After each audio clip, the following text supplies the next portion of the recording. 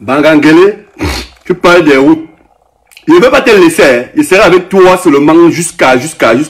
Tu parles des routes. Je suis dans un pays où, ma carte d'identité, je ne sais pas en combien de temps, j'ai fait la carte d'identité, ça fait une semaine que j'ai fait la carte d'identité si c'est sorti. Une semaine. Mais dans ton pays, dans l'autre pays, le Cameroun, on fait la carte d'identité. Ça sort après 8 ans. Après 10 ans que ta carte d'identité sort. Et déjà après 8 ans ou après 10 ans. C'est pas ton ami Paul Biya, ton ami Paul Biya qui t'a nommé là-bas. C'est pas lui qui a nommé Nganou Messi. Tu traverses qu'à 92 ans, tu crois que ta tête tient encore bien. Tu crois que ton cerveau, tu fonctionnes encore bien dans ta tête. Les gens me demandent pourquoi je me suis radicalisé. Je vais vous expliquer. En 2020, ces gens m'ont retiré en pleine Kalafatas à Yaoundé. La fille de Nathalie Meka, je vous donne son nom, Nathalie Meka. La fille de René Claude Meka, le chef d'état-major au Cameroun. Le chef d'état-major au Cameroun. Le SEMA. Elle avait fait, on m'a retiré, on m'a gardé dans une cellule, on me gardait, on me trimballait de cellule en cellule pendant 18 jours. Si nul n'était ce papa, au moins c'est lui, il a eu un bon cœur, il avait demandé qu'on m'envoie au paquet, il va trancher mon affaire, il va rentrer chez moi. Le procureur Tamak, c'était pour le procureur Tamak. Le procureur Tamak. C'est que je suis toujours, peut-être, c'est que je suis même parti en prison. Et j'ai dit peut-être merci à Covid-19, il y a Covid-19. Et j'ai dit encore, le type de Sébastien Ebala qui a pris peut-être l'argent. J'étais en cellule avec Tchebo. On est arrivé avec Sébastien Ebala, Tchebo. Et Paul Désir Biya, devant moi, ils étaient arrivés 3. Le soir, ils sortaient de mon audition. On sortait m'auditionner. On avait tabassé Paul et Sébastien Ebala et Tchebo à mort. Paul Désir Biya, lui, n'avait rien eu. Parce que la preuve en est, lui n'est pas parti en prison avec eux. Lui, on l'avait libéré. Le soir, ils ont fait le jeu. On a fait Paul Désir Biya, il s'était validé, il est monté par, comme ça, quand tu es au service central de recherche, quand vous descendez là, on l'a fait monter. Moi, je suis allé dans la même cellule avec Tchebo, il a fait 12 jours avec Tchebo. Tchebo était en cellule comme un Chinois. Il ne mangeait pas, il ne buvait pas. Tchebo m'avait dit que l'autre, Banculé tabassé, les mettait dans l'eau, il électrocutait l'eau. Quand il voit Sébastien, il dit que non, il veut parler. Moi, il parle, c'est comme moi, j'ai vu, vous êtes arrivé devant moi, au service central de recherche. Le soir, là, il était 20 h, il avait plusieurs jours. C'est Tchebo qui m'avait tout expliqué. On vous a arrêté en baladeur, c'est Tchebo, vous étiez en train de manger le sanga. C'est Tchebo qui m'avait expliqué ça. Tchebo, comme a dit, il est en France aujourd'hui. On vous a arrêté ensemble. Et ces gens me demandaient 1 million avec la complicité d'un colonel au machin à la C1000. C'était 3 lieutenants qui m'avaient arrêté avec un adjudant. Ils m'ont fouetté au C1000 avec les machettes, à la C1000 avec les machettes. Ils ont versé l'eau sous moi, il y avait une femme qui avait déchiré mon habit. Les gens me demandent pourquoi tu es radical, pourquoi tu es comme ça, pourquoi tu es comme ça. Mais vous savez parce que moi j'ai vécu dans ce pays. Hein? Vous savez parce que tu restes comme ça, que tu es en train de rentrer du marché, quelqu'un t'arrête, quelqu'un t'interpelle en route, un gendarme, il te demande ta carte d'identité, tu lui donnes ta carte d'identité, il te dit que tu as 2000. Tu dis que tu n'as pas 2000. Moi j'ai abandonné ma carte d'identité un gendarme au Cameroun, je suis parti. Quand ma tête commençait à chauffer, je disais, moi, je ne peux plus rester dans ce pays. C'est comme ça qu'on va continuer à diriger les gens comme les hommes, comme les animaux. C'est comme moi, je ne peux plus rester dans ce pays. Et le chef d'orchestre, le chef bandit, c'est Paul Biya. Parce que, comme quelqu'un a dit hier sur mon live, Léon Blanc a dit, hein, quand on tue le chef bandit d'un film, c'est-à-dire que le film est fini. Si on finit avec Paul Biya, le film va finir. Ces gens, c'est des tueurs. Tu vas tomber sur Nganou Messi. Nganou Messi, c'est un incompétent. C'est un incompétent de l'incompétence. Incompétent de l'incompétence. Un dernier de la classe se plaint d'un autre dernier de la classe. Vous êtes deux échoués. Toi, tu travailles, tu as 100 ans, tu ne veux pas partir en retraite. Tu veux parler des routes. Moi, j'ai fait l'aventure, je suis parti, j'ai fui au Cameroun par route. Quand tu pars de Ngaoundéré jusqu'à Garoua, il y a la route, il y a le goudron. Une route, c'était 200 combien de kilomètres, vous faites 10 heures de temps sur ça. Toi, tu veux parler des routes. Tes enfants, c'est Adjina que vous envoyez sur TikTok défendre le régime de Biya. Une fois ce temps a dit qu'il y a les routes au Cameroun. Heureusement que toi-même tu es parti, tu as vu qu'il n'y a pas les routes. Comme nous, on vient souvent demander nos cartes d'identité, on voit aussi qu'il n'y a pas les cartes d'identité. Vous êtes incapable. J'ai dit voilà une carte d'identité, comme moi j'ai fait la carte d'identité, c'est là. La carte d'identité, c'est là. J'ai fait ça en une semaine. Une semaine, c'est sorti. La carte d'identité, 7 jours, c'est sorti. Chevaux au Cameroun. C'est après 10 ans que la carte sort. J'ai dit, j'ai fait 18 jours de cellules dans les mains de ces gens au Cameroun. 18 jours de cellules. Ils me demandaient 1 million pour me libérer. La fille du général Claude Meka. Elle est courte comme ça, la brune. Pour ceux qui la connaissent bien, elle est courte, brune. On l'avait chassée en France pour abus pour excès de stupéfiants. Quand n'importe qui entendait mon problème, il disait, la fille du SEMA, la fille du SEMA, il savait la fille du général. Tout le monde fuyait mon affaire, on savait comment je devais partir en prison. Ma mère, ma famille ne me connaissait pas, ne connaissait pas où j'étais. Ma mère, le jour que ma mère m'a vu, ma mère, elle se disait que j'étais mort. Les gens ne pouvaient pas venir me rendre visite. Je ne mangeais pas. Vous dites que moi, je peux aimer le gouvernement aujourd'hui. Sauf qu'il dit que parmi eux, tous ne sont pas mauvais. Parce que je me rappelle, il y avait un gendarme, celui qui me donnait à manger. Quand j'étais en cellule. Chaque fois, celui qui me donnait à manger, à midi, comme si me disait, va manger un plat de 1000 francs. J'ai mangé la nourriture de Tchebo, qui était arrivé avec Sébastien et Bala. Et Tchebo m'avait dit que c'est Paul Désir Biaklé les avait vendu à l'autre, à Bankui. Vous étiez en train de manger le sangha chez l'autre, chez Tchebo. Ce jour qu'on vous arrête. Tchebo sortait chaque jour devant moi pour aller faire des... Moi, j'ai fait une cellule au service central où on fouettait les gens tous les jours. J'ai dit, tous les jours, on tabassait les gens au service central. Ils ont tapé un père, je peux vous oublier le nom du père, un gars, il s'appelait un gars Gervais. C'était un gars Gervais qui là, on l'avait tabassé le père là. Il est en train de se lui me dit, ah mon fils, ils m'ont fouetté. Pour une histoire de vol de voiture, où il fallait ouvrir l'enquête.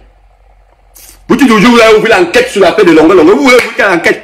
Allez arrêter de tabaler, une banque, vous l'avez déshabillé. Vous avez un jour fait l'enquête, Bibi Ngota est où? Vous avez fait l'enquête du Bibi Ngota. Mon frère Benoît Mbala, l'enquête, vous avez fait l'enquête. Plus Ndiawe, vous avez fait l'enquête. Les 9 disparus de Bepanda, vous êtes où avec l'enquête? Vous êtes où avec les enquêtes? Tous les gens, les gens d'Engabou que vous avez tués, vous êtes où avec les enquêtes? Le 6 avril 84, vous êtes où avec les enquêtes? Ne prenez pas les gens pour les fous, hein? Arrêtez pas les gens pour les feignants. Comme vous dites que vous m'attendez au Cameroun, vous allez faire quoi au Cameroun? Vous allez faire quoi dans une république de criminels? Une pure république d'assassins. Les gens qui veulent, pour eux, tout pour eux, c'est tout pour eux, rien pour les autres. Vous avez assez volé, mon frère. Partez. Partez, vous avez assez volé. Il faut partir, libérer le Cameroun. Passez la main à quelqu'un d'autre. Quelqu'un d'autre peut diriger le Cameroun. Vous n'êtes pas les seuls. Le Cameroun, ce n'est pas votre propriété privée. Ça ne vous appartient pas à vous seuls. Ça ne vous appartient pas à vous seuls. Toi et Sébastien Ebala qui dit aujourd'hui que je ne parle pas de ton histoire. Tu dis que je ne parle pas de ton histoire parce que tu as pris l'argent du RDPC. On vous connaît. Quand vous prenez l'argent du système, vous ne voulez plus qu'on parle de ce que vous avez subi.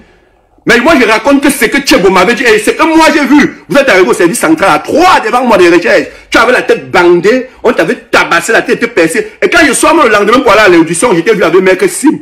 Dans la cour du machin du service central, tu étais avec Maître Emmanuel Sim.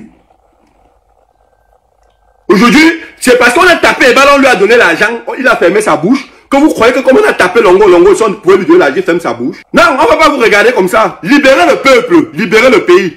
Le Cameroun, ce n'est pas votre propriété.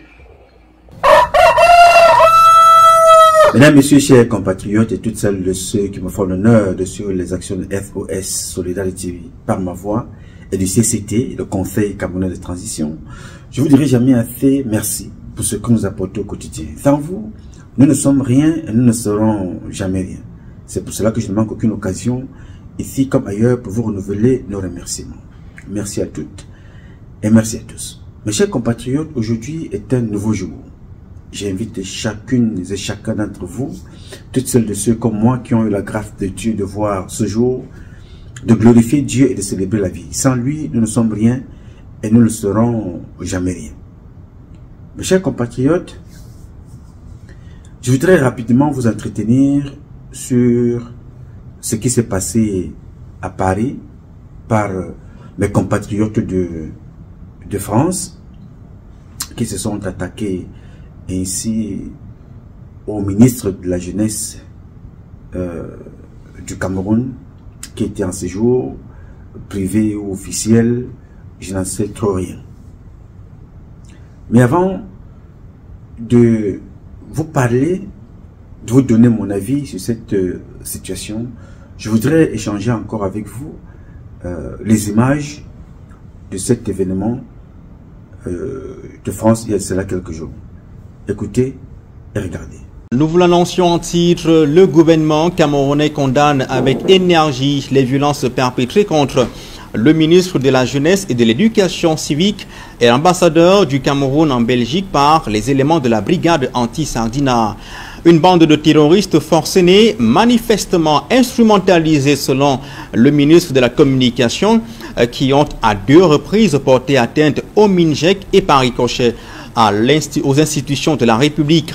René Emmanuel Sadi rappelle que le Cameroun est un état de droit et le comportement des Camerounais en terrain étranger est intolérable et ne peut rester impuni.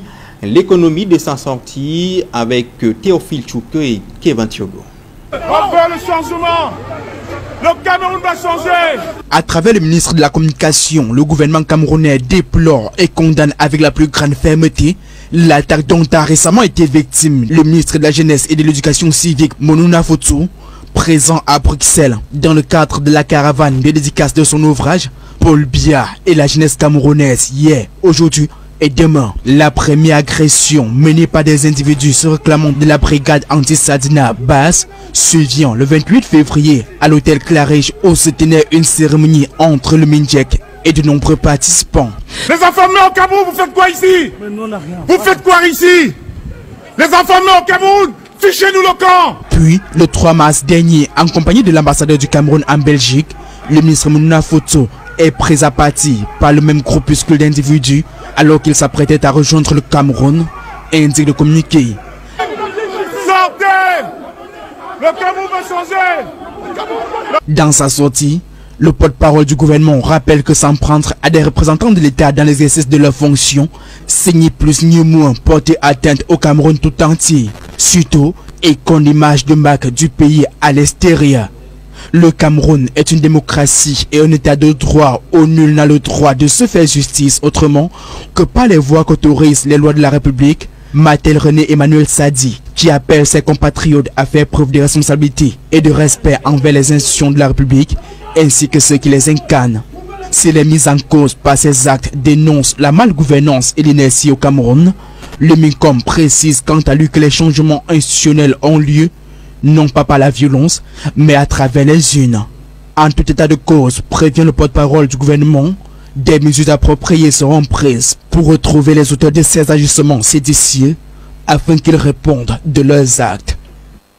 Bien, ce que vous avez vu s'est passé il y a quelques jours. Après ces événements-là qui se sont suivis, le ministre en question, lui aussi, est sorti dans un comportement totalement immature. Il a fait aussi une vidéo pour répondre de l'autre côté, disant voilà, vous m'avez raté, vous vous êtes trompé, voici ce que je vous demande de faire, voilà ce que je vous demande de faire, portez même les cagoules. Voilà. Et après avoir dit ça, voici ce qui s'est passé par la suite. Écoutez et regardez. Dites-leur que comme ils n'ont pas pu me voir aujourd'hui, ils m'ont confondu là. Demain, je suis connecté à partir de 16h. Voilà. Les courageux qui veulent dire quelque chose, qui ont des choses sérieuses à dire, même si c'est m'insulter, je suis à leur disposition. Qu'ils n'aient pas honte. Moi, je suis là, je suis leur grand frère, je suis leur parent, je suis leur médecin de famille. Je suis prêt à les écouter. Voilà. Donc, qu'ils ne crient pas dans les rues. Bon, s'ils ont peur, qu'ils se connectent. Ils portent même les cagoules. Et puis, ils me parlent. Moi, je vais les écouter. Voilà. Très bien. Merci, Excellence. Voilà. Tout est dit. Rendez-vous demain à 16h pour la caravane d'éducation électorale. Et voilà, c'est le professeur ici. Donc, il ne faut pas confondre la désinformation, ce n'est pas bon. Bien, alors, le résultat de ce que vous voyez là est la conséquence d'une arrogance qui ne date pas d'aujourd'hui. Est la conséquence d'un mépris que les membres du gouvernement croient avoir eux tout seuls. Le secret du mépris et de la violence. Je m'appelle Nouma Patrice Freeman. Je suis Camerounais de nationalité et d'origine. Je suis un soldat, un militaire de formation. Je condamne la violence, toutes sortes de violences, physique ou morale, à chaque fois elle fait mal. Donc, et je vais donc conclure ici, après cette phrase en vous faisant comprendre que, tout en étant contre la violence, je peux comprendre le comportement de mes compatriotes en France. Je peux comprendre le comportement de ces jeunes gens qui n'ont plus un autre moyen d'expression que celui de se faire entendre par ce que vous venez de voir. Est-ce que c'est le meilleur moyen? Non. Est-ce que c'est le bon? Non. Est-ce que c'est le seul moyen? Non. Mais c'est le dernier, tout du moins l'avant-dernier recours. Parce que j'ai souvenir que c'est comme ça que mes compatriotes du Nozo ont commencé. Par parler, manifester, dénoncer un certain nombre d'irrégularités avant de prendre l'arbre de paix. Après l'arbre de paix, ils ont pris les cailloux et les frondes. Après, ce n'était plus ça, c'était des armes de chasse, des oiseaux. Après, c'était des armes de guerre pour finir avec des explosifs et des armes de guerre. Tout ça, tous ces comportements sont instrumentalisés.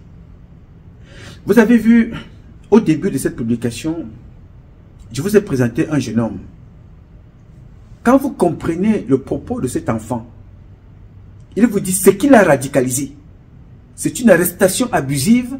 Il s'est retrouvé en prison. Pas parce qu'il a fait quelque chose, parce que celle qui le fait arrêter est la fille du chef d'état-major, René Claude Meka. Voilà le motif pour lequel on le met en prison. On le garde en cellule pendant 18 jours.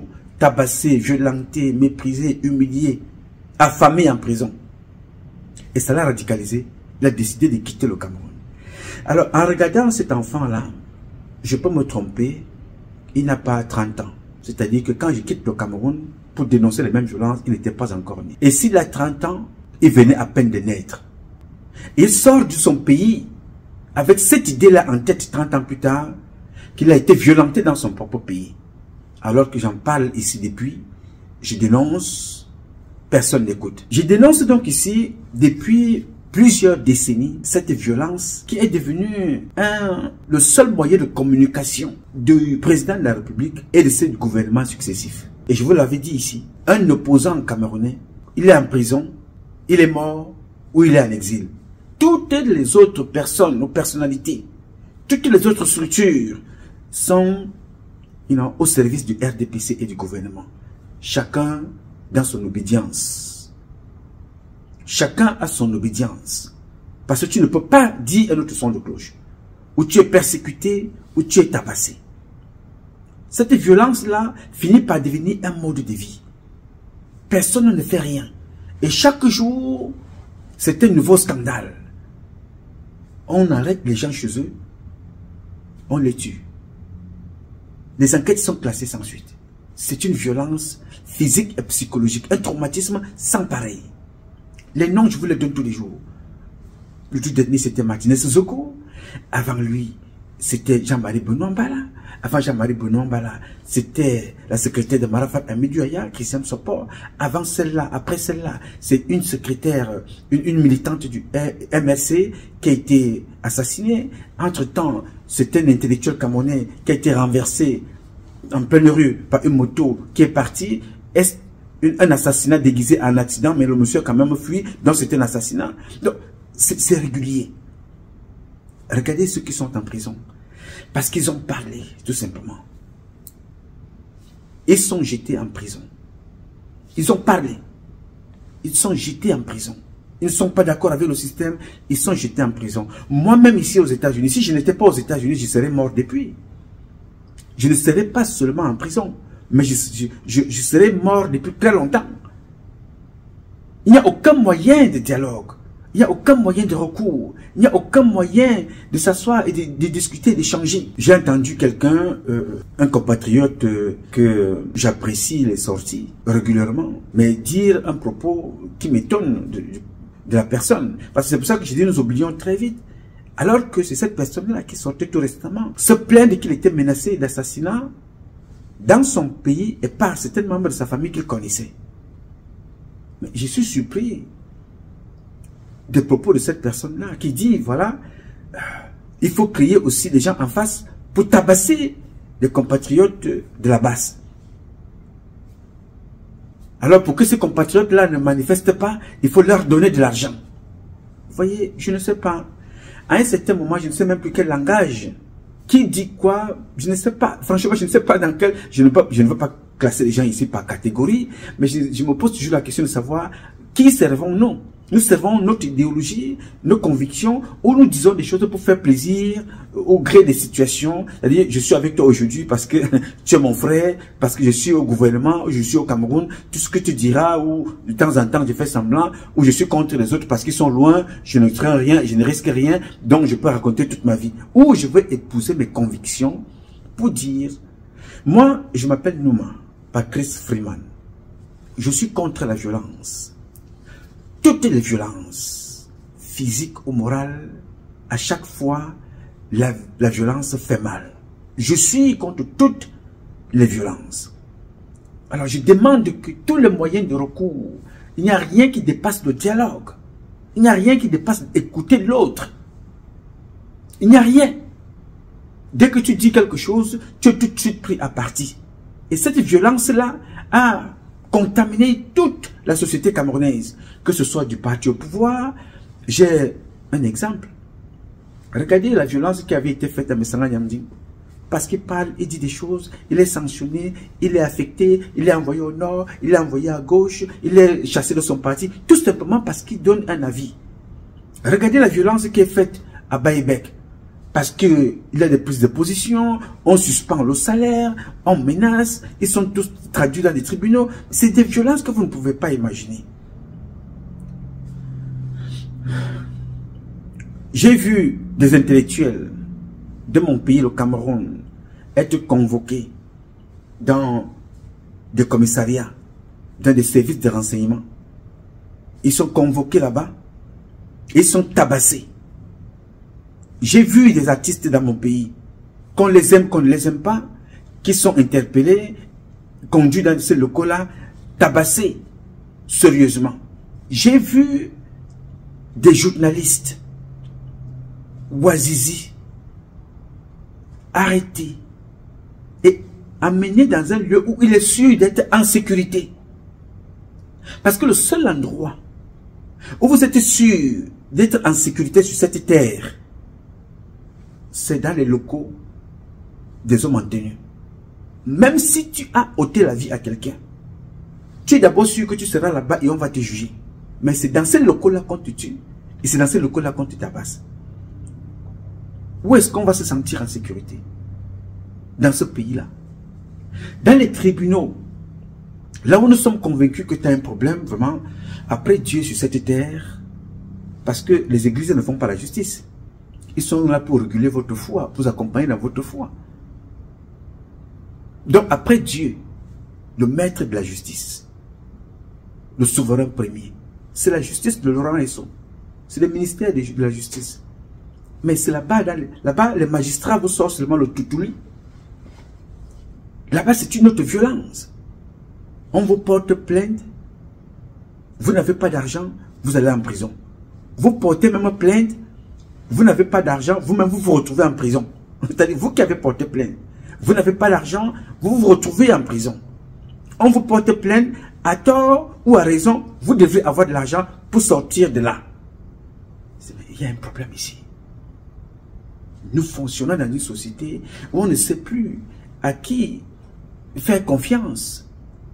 Donc, quand vous voyez des enfants comme ça, qui ont quitté le Cameroun, parce que s'être rebellés pour dénoncer cette façon de faire, vous venez les voir quand arrive l'heure de la campagne pour endormir les gens, sachant très bien que votre campagne politique, votre campagne électorale, vous ne comptez ni sur l'opposition, ni sur le parti au pouvoir. Donc vous voulez animer les gens, tuer, agresser, violenter, pour la ramener les faux agents de Transparence Internationale et dire voilà, M. Paul Biya a gagné l'élection. Alors ces enfants se disent voilà, le seul moyen par lequel nous pouvons nous faire entendre, c'est dire aux gens là que nous existons ici. Parce qu'au moins ici, on peut manifester, on ne va pas être jeté en prison. Au moins ici, on peut vous bousculer parce que nous avons dit ce que nous avons à dire. Au moins ici aussi, on peut vous brutaliser pour que chacun d'entre vous essaie un peu de découvrir dans son corps ce que c'est que cette violence-là.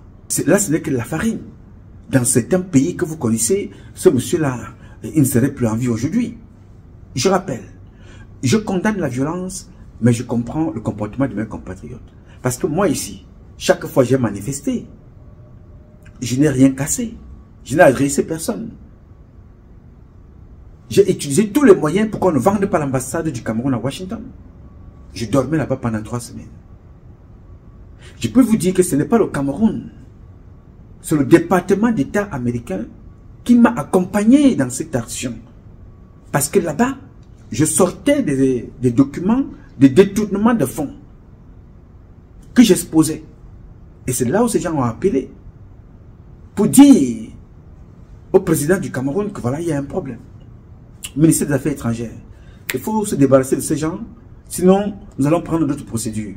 C'est ainsi que le président de la République décide de se débarrasser de Fouy Atangana Charles Bienvenu, de se débarrasser de François Ngou Béné. Ces gens-là ne comprennent rien. Ils avaient abandonné l'ambassade. À l'époque, M. Atanganji était chargé de mission à la présidence, que j'avais d'ailleurs rencontré en 2014. À cette époque-là, les gars avaient abandonné l'ambassade que vous m'avez vu aller nettoyer, changer le drapeau. Et ils étaient au courant. Ils ne comprennent rien, ils n'écoutent personne. Le Cameroun est devenu tellement violent, c'est-à-dire même dans le taxi, tu entends les violences. Les passagers, le chauffeur, une violence inouïe. En route de Bensikiner, une violence sans pareil. Un ministre qui parle avec des propos totalement désobligeants. Il traite des gens de moulinex. Je ne sais pas d'où ramasse M. Paul Biya, ramasse-t-il ces gens. Je ne comprends pas. Je ne comprends absolument rien. Il y a des ministres au Cameroun qui ont des propos, qui ont de la retenue dans leurs propos. Nous avons vu le ministre René Emmanuel Sadi, même si nous ne sommes pas d'accord avec lui, il a une certaine posture. Nous avons vu les ministres comme Betty Assomo, nous ne sommes pas d'accord avec eux, ils ont une certaine posture pour parler à des personnes, bien qu'ils soient de ce gouvernement. Nous avons vu M. Lupol Motazé, bien que nous ne soyons pas d'accord avec lui, mais on n'a pas souvent entendu avoir des propos aussi déplacés. Nous ne sommes d'accord, nous ne sommes pas d'accord avec ces membres du gouvernement. Mais il y a même certaines, comme Mami Nyanga, que vous connaissez, élue de la République, qui sert cette République. Mais on ne l'a jamais vue avec des mots aussi violents pour parler aux gens, alors qu'elle critique même ce système, elle dénonce certaines choses qui ne vont pas dans ce système. Comment faisons-nous pour avoir une telle violence, un tel mépris de ceux-là qui sont appelés à représenter nos institutions? Comment font-ils pour respecter, comment font-ils pour manquer le respect à leurs compatriotes que nous sommes? Je vous dis, la violence que vous voyez là, elle est administrative, elle est institutionnelle, elle est politique, elle est policière, elle est militaire, elle est gendarme, elle est partout dans notre société. Allez un peu dans des ambassades, au téléphone. Écoutez comment on répond à un usager, à un Camerounais qui vient demander un service. Et ce Camerounais qui vient demander le service, il vient de très loin. Il a perdu une journée de travail pour venir pour un passeport, pour un visa, pour une carte consulaire, pour une information. Regardez comment ce Camerounais est traité. Comment on répond à ce Camerounais. Plus qu'une ordure. Et la personne qui répond de l'autre côté du comptoir, tu apprendras que non, c'est la petite soeur, la nièce, la grande soeur, du cousin consanguin de Ferdinand Gongo. Tu apprendras que non, c'est la fille, la tante de la petite soeur, la soeur consanguine, la nièce avortée, divorcée de tel ou tel ministre. On se permet parce que tu te prends pour je ne sais pas trop qui, il faut faire convoquer, il faut faire arrêter, il faut enfermer, il faut humilier, il faut tabasser. Qui êtes-vous pour fonctionner ainsi? Qui êtes-vous pour vous comporter comme ça? Ça crée des tensions. Regardez depuis combien d'années aujourd'hui, 2016 jusqu'à aujourd'hui, plus de 30 000 morts. On n'en parle plus, les Camerounais meurent comme ça tous les jours. Les Camerounais sont assassinés tous les jours. Qui en parle? J'ai vu un avocat qui sort d'une émission de télévision, était kidnappé par des autorités. Après, on le retrouve à la CEMIL, tabassé. J'ai lu et entendu qu'un homme d'affaires de l'Ouest à l'Est, kidnappé par des éléments de la sécurité militaire, tabassé. Une violence qu'on trouve partout, qu'on trouve à tous les niveaux. Alors, si c'est le seul moyen que les Camerounais et les Camerounaises de la diaspora ont adopté pour se faire entendre, c'est une occasion de dire à M. Biya, voilà, ton peuple s'entre-déchire. Pendant ce temps, tout ce qui t'intéresse, c'est de voyager. Ta fille viendra au Cameroun avec des prostituées. Elle viendra avec l'avion, elle va fumer la drogue, elle va boire le champagne. Elle va raconter sa vie, elle va jouer à la folle avec l'argent du peuple camerounais. Pendant ce temps, la violence de la vie qui est imposée au peuple camerounais est terrible. Tout ce que nous mangeons est empoisonné, frelaté. La vie chère, c'est de la violence. C'est de la brutalité au quotidien dans les vies des Camerounaises et des Camerounais. Que faut-il faire? Observer et regarder. Vous savez pourquoi il y a des coups d'État un peu partout? Les coups d'État existent parce qu'à un certain moment, les gens en ont marre. Les gens en ont marre à un certain moment de se dire que mais qu'est-ce qui se passe ici? Comment pouvons-nous fonctionner comme ça? Les gens décident donc maintenant d'opter pour autre chose. Il faut que ce gouvernement change. Pour cela, il faut utiliser tous les moyens. Donc, j'ai voulu ici apporter mon soutien inconditionnel à mes compatriotes de la base, à mes compatriotes de la diaspora. Je veux ici apporter mon soutien inconditionnel à tous mes compatriotes du Cameroun qui sont victimes de cette violence qui est imposée par le régime de M. Biya. Ils sont des journalistes, ils sont des hommes politiques, ils sont même des membres du gouvernement. Vous croyez que c'est une fierté d'être en prison pour des choses que tu n'as pas faites? Il y a des membres du gouvernement qui sont en prison, demandés par la même justice qu'ils soient libérés parce qu'on ne leur reproche rien. Mais on les a abandonnés en prison pour des raisons d'État. D'autres ont fait 17 ans de prison. Où on te disait, ils ont dit publiquement, il faut chaque fois renouveler, chaque 10 ans, créer un motif pour laisser les gens en prison. Quelle violence! Comment pouvez-vous penser qu'à un temps soit peu qu'avec une telle violence organisée, structurée, méthodiquement mise sur pied pour détruire les vies, nous allons vivre dans de bonnes conditions et en harmonie? Non, c'est des règlements de compte se nourrissent. C'est-à-dire que les gens nourrissent les règlements de compte qu'ils vont utiliser comme des bombes par la suite pour poser un certain nombre de comportements. Je suis contre ça. C'est pour ça qu'il faut que ce régime change. Ce régime doit changer pour que les Camerounais apprennent encore à vivre ensemble, apprennent à se pardonner, apprennent à s'écouter, apprennent à échanger, apprennent à communiquer. À communiquer, il faut communiquer. Aujourd'hui, quand on te convoque même quelque part dans une gendarmerie, à la police ou dans une CEMIL, ce n'est même pas pour te poser des questions, c'est pour te jeter en prison. À tort ou à raison, il faut que tu donnes d'abord de l'argent, sinon tu es tabassé. Comment est-ce que nous pouvons vivre? Et cette violence-là se retrouve partout. Les gens ne peuvent pas dialoguer. On ne peut pas dialoguer. Il y a quelqu'un qui vous dit que vraiment, il faut absolument qu'on paye des personnes pour tabasser les autres. On dit, voilà, c'est le seul moyen pour que les gens ne se tapent pas dessus, il faut leur donner de l'argent. Ces gens-là, ils ont faim, il faut leur donner de l'argent. Non.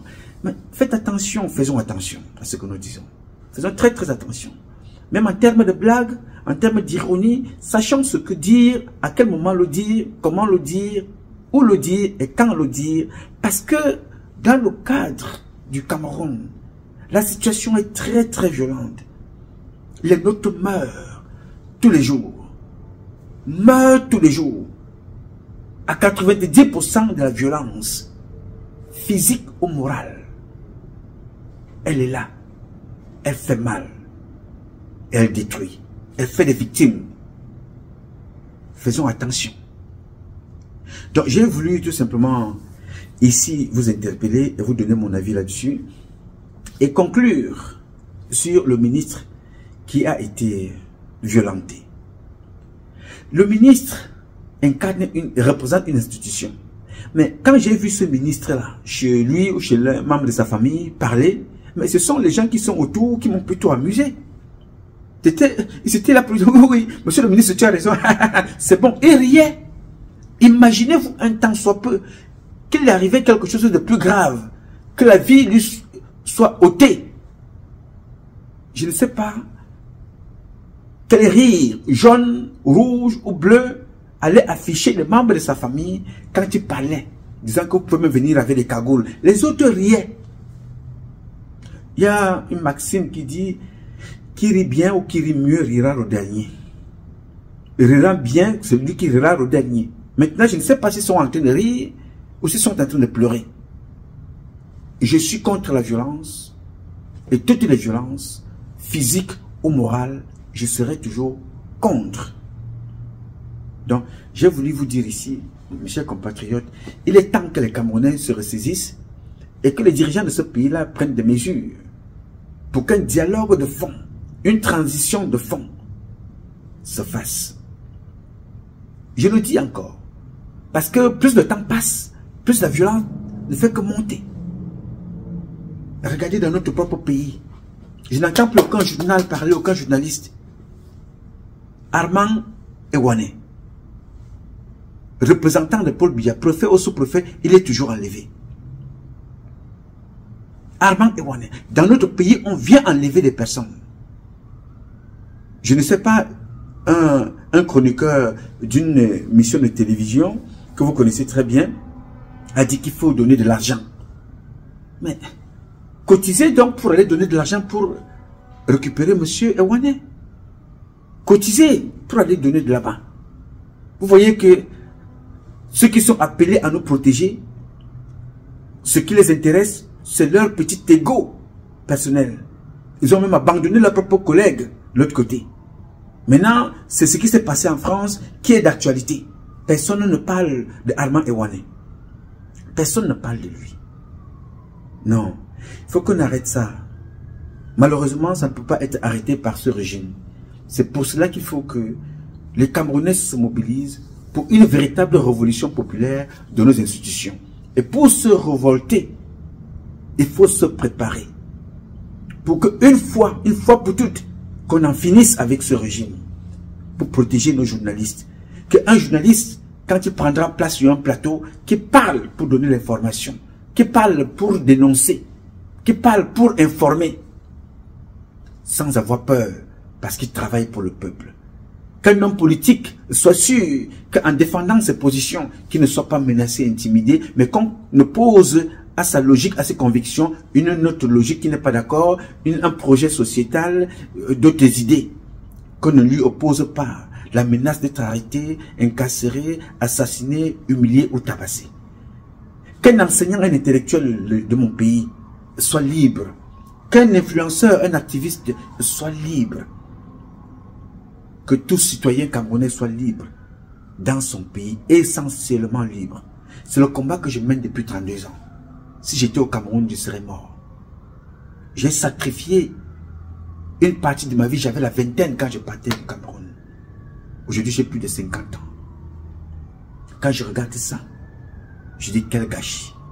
Les Camerounais sont tellement intelligents, ils sont tellement riches, ils sont tellement pleins là dans la tête et dans le cœur. Pourquoi voulez-vous réduire ces enfants-là tout simplement au qualificatif?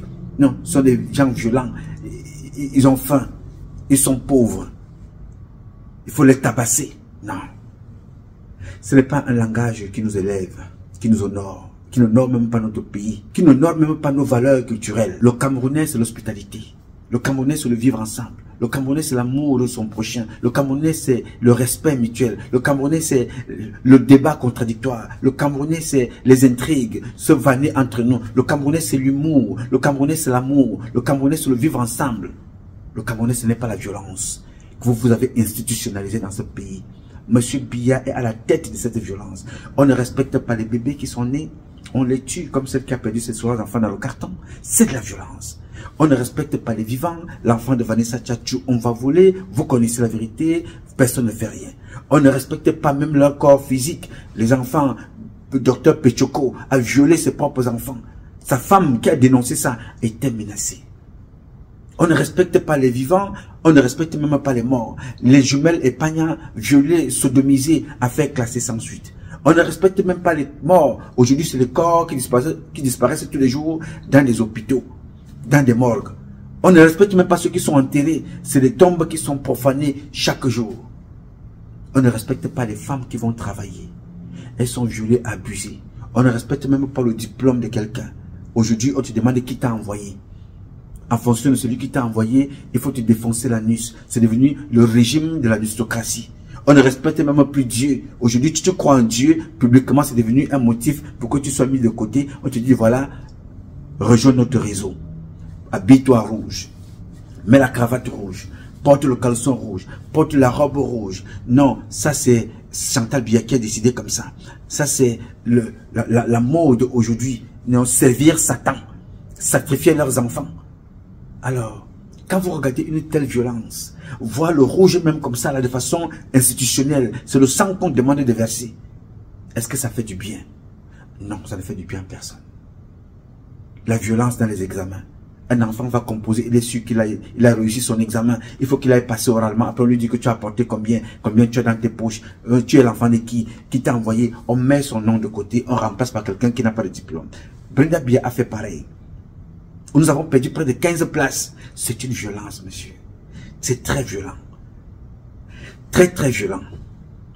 Nos professeurs ne sont pas payés. Les professeurs, ceux-là qui ont appris à ces gens qui sont sur les plateaux télé à écrire, à corriger leurs feuilles, ne sont pas payés. C'est une violence. Ceux qui nous soignent ne sont pas payés, c'est la violence.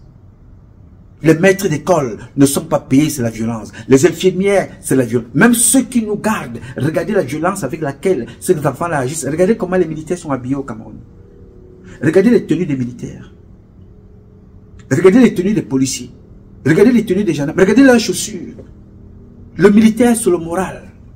Quelle violence quand on apprend que ceux qui gouvernent, ceux qui sont les colonels, ils ont des sites de carburant, des stations à perte de vue, des logements sociaux, des meublés, des boulangeries, des voitures, des immeubles. Alors, le soldat qui est là au front pour garder le Cameroun, qu'est-ce qu'il lui a réservé? C'est de la violence. Cette violence-là commence à partir du moment où on ne respecte pas tes droits. On t'impose une violence. Quand on abuse de tes droits, on t'impose une violence. Regardez Lebou. Lebou est en prison. L'homme qui avait plus de 2000 matricules. Des milliards et des milliards qu'il prenait au courant d'une année. Il est en prison tout seul. L'argent a été détourné avec certains membres du gouvernement. C'est de la violence que vous faites aux familles. Quand on nous parle de le minimum qu'un Camerounais peut avoir comme salaire au Cameroun, alors que les gens passent leur temps à voler des milliards, ils se promènent. C'est de la violence. Donc, mes chers amis, je vais encore répéter ici, je suis contre la violence. Physique ou morale, à chaque fois, elle fait mal. Mais si c'est le seul moyen que nous avons aujourd'hui pour nous exprimer, il faut manifester pour que ceux qui décident nous écoutent. C'est cette violence-là. Ils se sont fait violence à l'AES, au Mali. Ils se sont fait violence pour changer les choses. Ils se sont fait violence pour changer les choses au Burkina. Ils se sont fait violence pour changer les choses au Niger. Ils se font violence partout dans d'autres pays, ici en Amérique, en France, en Angleterre, en Allemagne. Il y a eu des révolutions. Ils se sont fait violence pour dire stop. En France, ils ont même coupé les têtes des rois. Ils se sont fait violence. À un certain moment, il va falloir qu'on se fasse violence. Pour tuer la violence, il faut qu'on se fasse violence. Il va falloir que dans notre pays, le Cameroun, pour éliminer, exterminer la violence, il faut qu'on se fasse violence nous-mêmes. Pour une fois, en une seule fois, se débarrasser de la violence, il faut tuer cette violence. Alors pour le faire, il faut se débarrasser de l'institution, de ceux qui représentent cette violence dans notre pays. Il faut se débarrasser d'eux et très rapidement. Mesdames, messieurs, vous ne pouvez pas imaginer la violence qu'on impose aux femmes qui vont accoucher. Pendant que tu es en train de pousser, on te dit que s'il n'y a pas l'argent, on ne va pas t'aider à pousser le bébé. Les femmes sont mortes sur la table d'accouchement parce que les infirmières sont des satanistes. Les ont abandonnées sur la table d'accouchement. Elles sont décédées. L'enfant décédé. La violence, quand on t'empêche de pleurer ton enfant, Manaouda Malachi quittera Yaoundé pour aller empêcher une jeune fille de pleurer son enfant qui a été volé avec le faux docteur, professeur qui était là à l'époque à l'hôpital La Quintini. C'est de la violence. C'est de la violence quand on empêche un parent de pleurer son enfant. Haïs Hitler. Tuer les organes prélevés par le directeur général de cet hôpital. On l'appelait Fouda, qui a été débarqué l'autre jour. Je reviendrai sur son cas prochainement. C'est de la violence. C'est de la violence quand on te laisse à l'hôpital, on ne peut pas te soigner. Celle-là qui a été imposée à cette jeune fille qui était allée comme ça accoucher des jumeaux à l'hôpital, Moné Koumaté, et voilà, elle a été laissée morte devant l'hôpital. C'est une violence traumatisante et qui a traumatisé beaucoup d'autres femmes qui ont même eu peur de tomber enceinte pour ne pas se laisser mourir, voire mourir comme cette femme-là. C'est de la violence. Quand on regarde Florence Ayafor, gardée de prison, égorgée devant tout le monde comme ça, et rien n'a été fait jusqu'à aujourd'hui, c'est de la violence. Quand on suit que le président de la République lui-même il a reconnu que ces militaires ont organisé un assassinat de masse. Ils ont tué à Gabour. C'est de la violence parce que rien n'est fait pour ses parents. Jusqu'où voulez-vous qu'on vous décrive la violence? C'est de la violence de voir les enfants quitter le Cameroun pour aller mourir dans les eaux de Lampedusa, aller chercher ailleurs ce qu'ils ont en abondance chez eux au Cameroun. Ils sont de l'autre côté, en Libye, ils sont esclavagisés, sont vendus comme des esclaves, sont violés, les organes prélevés. La Libye est aujourd'hui le premier pays de vente d'organes suivi du Cameroun avec le nose et les enfants qu'on arrête partout pour prélever les organes. Quelle violence voulez-vous qu'on vous décrive? La violence est à tous les niveaux. À tous les niveaux. Les chauffeurs sont rackettés en route. C'est de la violence psychologique, une violence financière. On fait la violence au porte-monnaie, on fait la violence dans les vies. Le chauffeur, il est traumatisé, il prend la voiture comme ça, il sait automatiquement qu'il ne va même pas gagner quelque chose. Chaque fois, police, il faut donner. Il donne le dossier, il met un billet à l'intérieur. Que ce soit la gendarmerie, parfois même, il y a des faux contrôles. C'est de la violence. Et cette violence-là doit prendre fin. Et pour qu'elle prenne fin, il faut qu'on apprenne nous-mêmes à se faire violence. Pour tuer la violence, il faut se faire violence. Donc, j'ai voulu ici, mes chers compatriotes, échanger avec vous. Condamner la violence. Je condamne cette violence. Partout. Mais si c'est le seul moyen qui reste pour se faire entendre, il faut l'exercer. Je comprends donc mes compatriotes de France. J'espère que... Alors, j'invite tout le monde, y compris le président de la République, à des bons sentiments. Moi, je suis contre une élection. Je le dis encore ici. Je propose une transition concertée. Ou alors, le refus de la transition concertée nous imposera et nous poussera à une transition forcée. Mais le résultat sera le même. Reformer les institutions, le code pénal, le code électoral, la constitution, reformer l'État du Cameroun et donner une forme à l'État du Cameroun. Et reformer l'ECAM. Et en ce moment-là, redonner ces institutions au peuple souverain en lui disant, voilà, il est donc temps pour toi d'aller choisir et d'élire ton maire, élire ton gouverneur, élire ton député ou ton sénateur, élire ton président. Sois libre et que ta voix compte dans ce pays. J'invite tout le monde à la table de discussion. Le temps court et il joue contre nous. Surtout contre vous qui êtes de l'autre côté, qui voulez garder le pouvoir. Il est temps de redescendre sur terre. Je vais donc avoir une pensée profonde pour toutes les victimes de notre pays, le Cameroun.